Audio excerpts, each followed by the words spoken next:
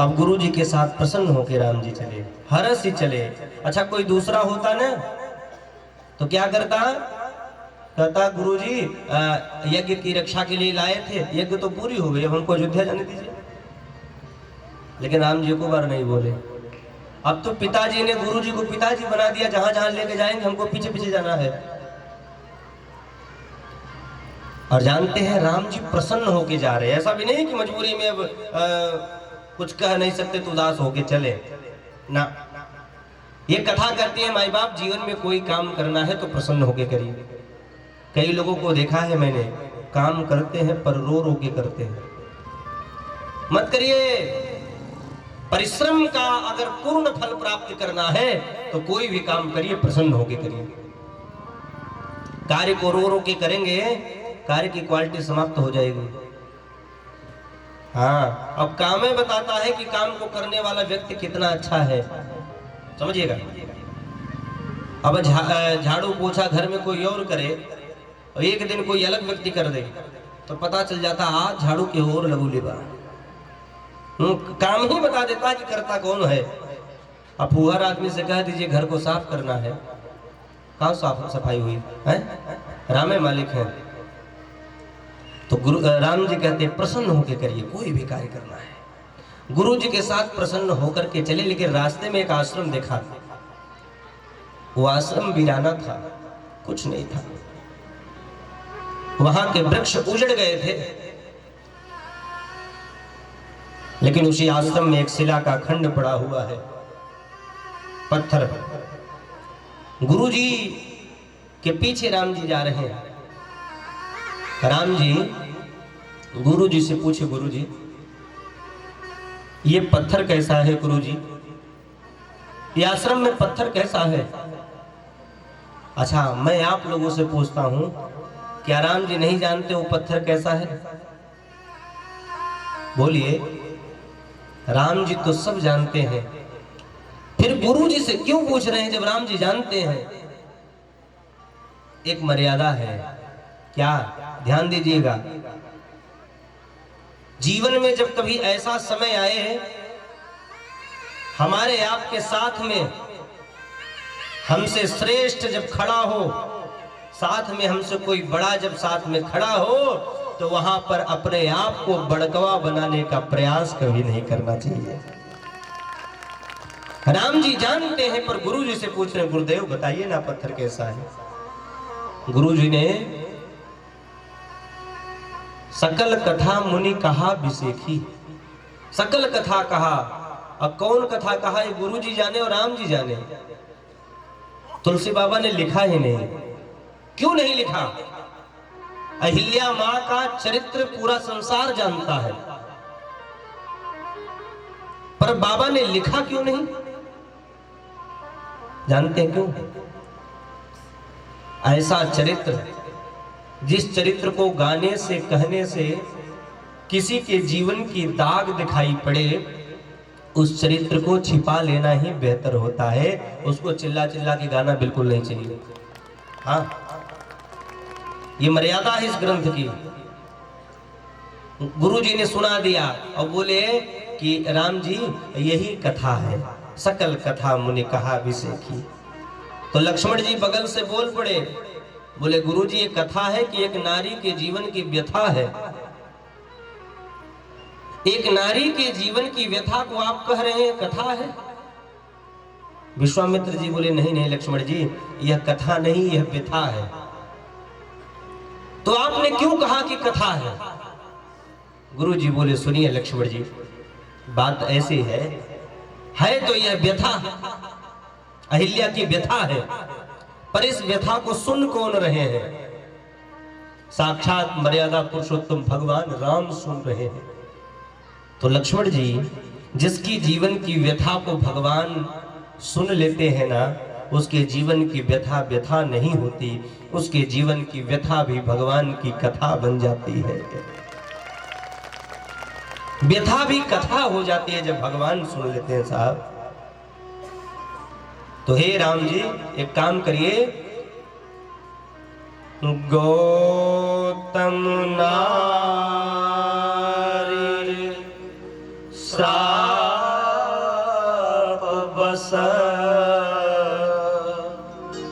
उपल देह धरि। और राम जी चरण कमल रज चाहते,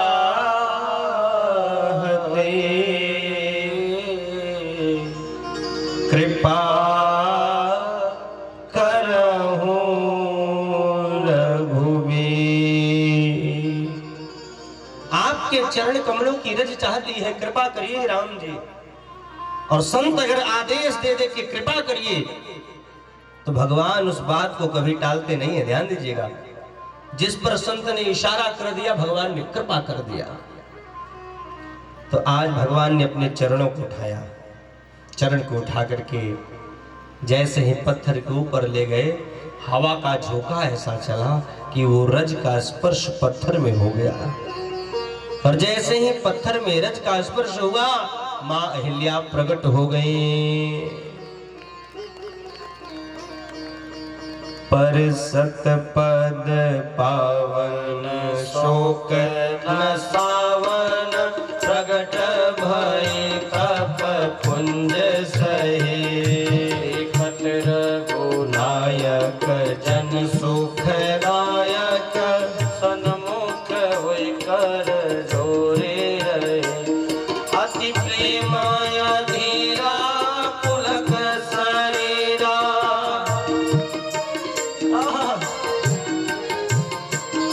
अति प्रेम अधीरा पुलक शरीरा। मुख नहीं आवै बचन कहे, अतिशय बड़ भागी चरण लागी। जुगल नयन जल धार बहे, अतिशय बड़ भागी चरण लागी। जुगल नयन जल धार बहे। जब आँख बोलना शुरू कर दे ना, तो समझ लीजिएगा कि अब मुंह बोलने की स्थिति में नहीं है। यानी जब मुंह बोलना बंद कर देता है मेरी माताओं, तो आंखें बोलना शुरू कर देती है। मां अहिल्या खड़ी होकर के झरझर झरझर आंखों के रास्ते आंसू की बरसात कर रही है, रो रही है। राम जी ने कहा, हे मां, आपको बड़ी पीड़ा हुई है। आपके पति ने श्राप देकर के आपको बहुत गलत किया। मां अहिल्या रोते रोते बोली, हे रघुनाथ जी, ऐसा न कहिए। मेरे पति ने श्राप देकर के बहुत बढ़िया किया। और राम जी, अगर मेरे पति ने मुझे श्राप न दिया होता, तो इस अहिल्या को आज आपके साक्षात दर्शन करने का सौभाग्य प्राप्त नहीं होता। राम जी, मेरे पति ने श्राप देकर के बहुत बढ़िया किया, और आपने कितनी कृपा कर दिया। शंकर जी दिन रात आपका नाम जपते हैं। शंकर जी के ऊपर आपने गंगा दिया, अपने चरण का जल दिया। गंगा भगवान के चरण का जल है, लेकिन अपना चरण नहीं दिया। मैं कितनी सौभाग्यशालिनी हूँ। मेरा सौभाग्य तो देखिए, आपने चरण का जल नहीं, साक्षात वही चरण ला करके माथे पे पधरा दिया। अब इससे बड़ा सौभाग्य जीवन का क्या होगा। प्रभु एक कृपा करिए, मेरा मन आपके चरण में लगा रहे। भगवान ने आशीर्वाद दिया और पति की लोक को गई है। तुलसी बाबा अपने मन को समझाए, ऐसे भगवान का भजन कर। और भगवान आगे बढ़े। गुरु जी के पीछे पीछे राम जी चल रहे हैं और गंगा किनारे गए। गंगा अवतरण की कथा भगवान ने सुना है। स्नान किया और विप्रों को दान देने का संकल्प। हाँ, और जब संकल्प किया है, कर लिया, तब भगवान को थोड़ी प्रसन्नता हुई। अभी तक भगवान उदास थे। चले राम लक्ष्मण मुनि संगा, और इसके पहले लिखा गया था हरसि चले मुनिवर के साथ। अब देखिए, जब स्नान दान हो गया, तब लिख दिया कि हर्षित होकर के भगवान अब गुरु जी के पीछे आगे बढ़े। आहा, हरसि चले मुनि वृंद सहाय, हरसि चले मुनि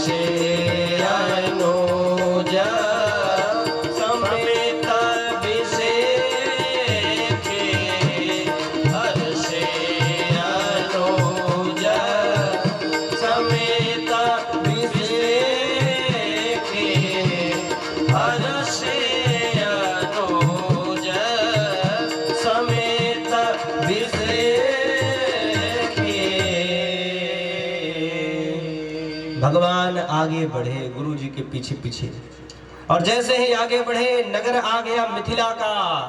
तो हम लोग बरहज की धरा पे बैठे हैं और यहीं बैठे बैठे एक बार मिथिला की जय जयकार करें।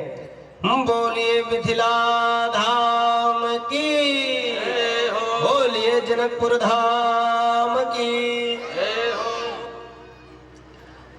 जनकपुर आ गया है।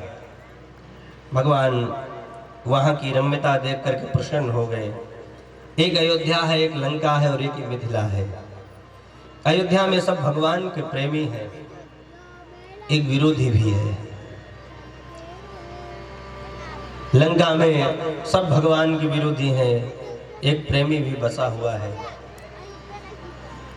लेकिन ये मिथिला जैसी धरा पूरी संसार में कहीं नहीं है। पूरे नर नारी सुभग सुचि संता, जितने नर नारी हैं ना पवित्र हैं, अच्छे हैं, संत हैं, धर्मशील ज्ञानी गुणवंता, धर्मशील है, ज्ञानी है, गुणी लोग हैं। अब बताइए, जहाँ का बच्चा बच्चा संत स्वभाव का है, जहाँ के नर नारी सब संत स्वभाव के हैं, ऐसा नगर दुनिया में कहाँ मिलेगा। तो ऐसे मिथिला को देख करके भगवान आनंदित हुए। नगर के बाहर एक बगिया थी, उसी बगिया में गुरु जी रुक गए और राम लक्ष्मण जी बगिया घूमने लगे। और समाचार मिला महाराज जनक को, तो पूरे मंत्रिमंडल को, पूरी कैबिनेट को बुला लिया। आज हमारे घर संत आए हैं, हम सब मिल करके स्वागत करेंगे। और पूरे मंत्रिमंडल के साथ आए हैं और प्रणाम किया है। और प्रणाम किया तो विश्वामित्र जी ने आशीर्वाद दिया। बैठाए, गुरु जी बैठिए और कहिए कुशल मंगल ठीक है। बार बार, एक बार नहीं, कुशल प्रश्न कही बार ही बारा, बार बार पूछा। थोड़ी देर बाद गुरुजी और कुशल मंगल, कोई दिक्कत तो नहीं है। अच्छा एक बात बताइए, हम आप कहीं चले जाए किसी घर, वो पूछ ले अरे भैया और सब कुशल मंगल ठीक है, तो आप कहेंगे हाँ हाँ भैया सब भगवान की कृपा ठीक है। और थोड़ी देर बाद फिर पूछे और कुशल मंगल भैया ठीक है, तो आप सोचेंगे हाँ 2 बार पूछा, चलो हाँ ठीक है भैया। और जब 4-5 बार वो पूछ ले कि भैया कुशल मंगल ठीक है, तो मन में एक संदेह जानते हैं क्या आएगा, और सब तो ठीक है पर इसका दिमाग ठीक है कि नहीं ठीक है, ये संशय हो जाएगा। लेकिन यहाँ जनक जी इतने प्रेमी हो गए हैं, इतने प्रेम में गुरु जी आए हैं, बार बार हालचाल पूछे। और हालचाल पूछ रहे थे तब तक राम जी आ गए। और जैसे ही राम जी आए ना, जनक जी खड़े हो गए। क्यों? जनक जी निराकार ब्रह्म के उपासक हैं, साकार को नहीं मानते, देह को नहीं मानते, विदेह राज है। लेकिन वो निराकार ब्रह्म के उपासक जनक जी जब राम जी के आकार को देखे, साकार स्वरूप को देखे, तो निराकार को भूल गए।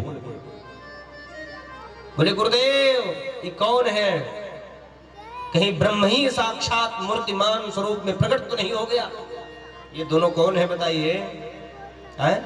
अरे ये मुनियों के तिलक हैं, किसी मुनि की संतान है या किसी राजा के बालक है? कौन है? गुरु जी बोले क्या बताऊं, ये सबको अच्छे लगते हैं। तो राम जी बात सुन के मुस्कुराने लगे। जनक जी क्या पूछ रहे हैं और गुरु जी क्या बता रहे हैं? तब जाकर के जनक जी को बताया कि दशरथ जी के दोनों सुपुत्र हैं, हमारे यज्ञ की रक्षा के लिए आए थे। जनक जी पूछे गुरु जी यज्ञ पूरी हो गई? विश्वामित्र जी ने कहा क्या बताऊं आपको, घर यज्ञ है, कुछ देर बाद पता चल जाएगा। ले जाकर के सुंदर सदन जहां सीता जी का वास है, उसी कक्ष में निवास कराया। यहाँ एक चीज ध्यान दीजिए, सीता क्या है? सीता ही भक्ति है, समझिएगा। और भक्ति के कक्ष में ही भगवान को विश्राम मिलता है। भगवान को भक्ति के कक्ष में निवास कराया। और जब दिन का 1 पहर बचा, 3 बज रहा था, 3, तो लक्ष्मण जी के मन में आया कि लाओ मिथिला देखा जाए। लक्ष्मण जी के मन में जनकपुर देखने का भाव उत्पन्न हुआ। क्यों हुआ? अच्छा एक बात बताइए, जो भगवान को देख लिया हो, भगवान का जिसने दर्शन कर लिया हो, क्या उसके बाद उसके मन में कुछ और देखने की इच्छा रह जाती है? जब भगवान को देख लिया, कुछ और देखना बाकी है क्या? भक्त लोग तो गाते हैं, जगत के रंग क्या देखूं, तेरा दीदार काफी है। तो जब लक्ष्मण जी ने भगवान को देख लिया तो मिथिला देखने की लालसा क्यों जगी? देखिए, यहाँ एक बड़ी सुंदर बात है। लक्ष्मण जी जीवाचार्य हैं, जीवाचार्य, और जीव का जो ब्रह्म से मिलन करा दे, भगवान से मिलन करा दे, वही जीवाचार्य। समझिएगा बात। आचार्य आते हैं विवाह में, जब विवाह होता है ना तो कन्या को न जाने, वर को न जाने, लेकिन उनका काम क्या है, भले वेद मंत्रों के माध्यम से वो दोनों को एक कर दिए, चले गए। तो लक्ष्मण जी जीवाचार्य हैं। मिथिला के लोगों को जब सूचना मिली कि राम जी और लक्ष्मण जी, मतलब दो बड़े सुंदर सुंदर लोग आए हैं जिनकी चर्चा पूरे नगर में है, तो मिथिला की माताएं सोच रही हैं, भाई जनक जी राजा हैं और राजा के घर कोई मेहमान आए तो विशेष कमरे में रहेगा, और कहीं वहीं से वो चले गए तो हम लोग दर्शन कैसे प्राप्त करेंगे? तो लक्ष्मण जी ने प्रयास किया, क्या? नगर देखने की लालसा मन में जगाई कि हमारे साथ भगवान भी नगर देखने जाएंगे, और जब नगर देखने जाएंगे तो जनकपुर के लोगों को राम जी के दर्शन का सौभाग्य प्राप्त होगा। इसीलिए लक्ष्मण जी के मन में नगर देखने की लालसा जगी है। यहाँ लालसा जगी तो राम जी ने गुरु जी से कहा कि गुरु जी, लक्ष्मण जी, नाथा लखनपुर देखना चाहिए, नाथा लखनपुर देखना चाहिए, प्रभु सकोच डर प्रगट न कहीं है, प्रभु सकोच डर प्रगट न कहीं है,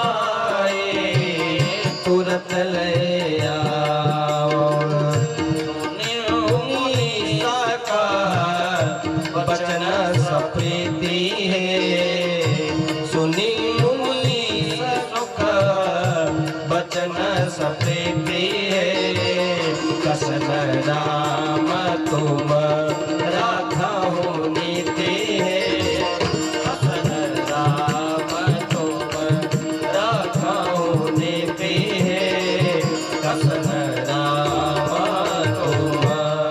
प्रेम से बोल दे जय सिया राम। गुरु जी ने कहा, हे राम, लक्ष्मण नगर देखना चाहते तो कहते क्यों नहीं है? राम जी बोले, गुरु जी आपसे डरते हैं, प्रभु सकोच डर प्रकट न कहीं। राम जी बोले, आप कहिए तो मैं दिखा लाऊं नगर। गुरु जी बोले, ये बताइए, इसके पहले आप कभी आए हैं क्या मिथिला? बोले नहीं। तो आप कैसे नगर दिखाएंगे? अरे भाई, नगर में जो रहता है, जो जानकार है, वही तो नगर दिखा पाएगा। आप रहने दीजिए, अभी हम सेवकों को भेजेंगे। राम जी बोले, गुरु जी हम सतवा चले जाए तो ठीक रहे। और मिथिला वाले जानते हैं क्या कहते हैं? मिथिला वाले कहते हैं, राम जी को, लक्ष्मण जी के मन में नहीं नगर देखने की लालसा जगी, राम जी नगर देखना चाहते थे। गुरु बाबा से आज्ञा मांगे जनक नगर दर्शन के, अरे उत्कंठा तो अपने मन में पर ओट लिए लक्ष्मण की। मिथिला के लोग जब गारी गाते हैं तो कहते हैं मन में खुदे था और नाम लक्ष्मण जी का लगा दिया।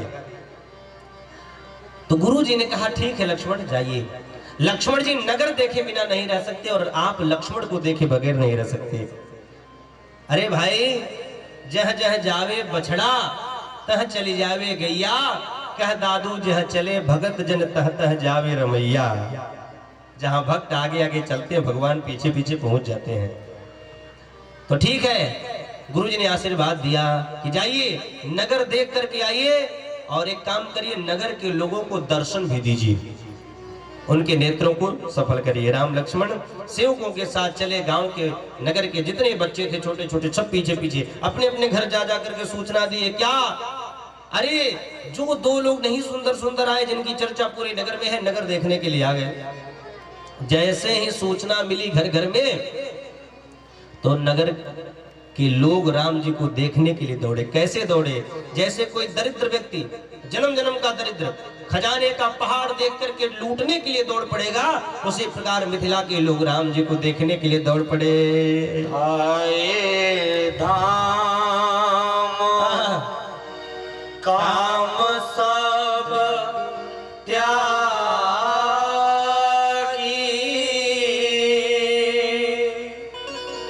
मनहु रंग निधि लूटन लागे।